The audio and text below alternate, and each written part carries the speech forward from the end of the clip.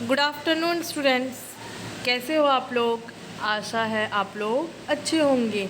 आज हम सीखेंगे आप लोगों का व्याकरण का पाठ पर्यायवाची शब्द।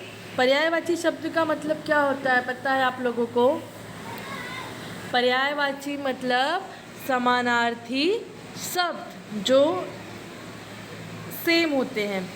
फॉर एग्ज़ाम्पल यहाँ पर ये नन्ही सी बच्ची बोल रही है बहुत तेज वर्षा हो रही है, और यहाँ पर दूसरी बच्ची बोल रही है हाँ बारिश बहुत तेज हो रही है। तो वर्षा और बारिश ये जो दो अलग अलग वर्ड्स हैं, लेकिन इसका अर्थ एक ही है, जिसे हम कहते हैं समानार्थी शब्द।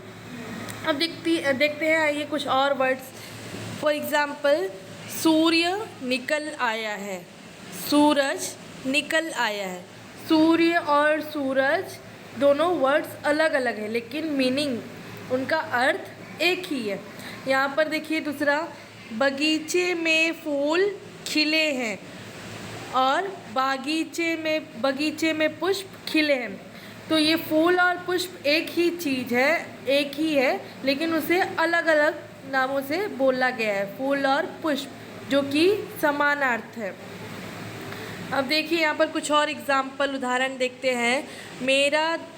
अनिल मेरा दोस्त है, अनिल मेरा मित्र है। दोस्त और मित्र दोनों एक ही चीज़ है, लेकिन अलग अलग वर्ड्स में उसे बोला गया है, जबकि उसका अर्थ एक ही है। अब देखिए कुछ और एग्जाम्पल लेते हैं। आज पाठशाला की छुट्टी है, आज विद्यालय की छुट्टी है। पाठशाला मतलब भी स्कूल होता है और विद्यालय मतलब भी स्कूल होता है, मतलब वर्ड्स अलग अलग हैं बट मीनिंग एक ही है। जैसे यहाँ पर देखिए दिया गया है पर्यायवाची शब्द जिसे हम बोलते हैं समानार्थी। सूर्य सूरज, फूल पुष्प, दोस्त मित्र, पाठशाला विद्यालय, ये सारे क्या है हमारे पर्यायवाची शब्द, जिसका मतलब होता है एक जैसा अर्थ प्रकट करने वाले शब्द, उसे हम कहते हैं पर्यायवाची।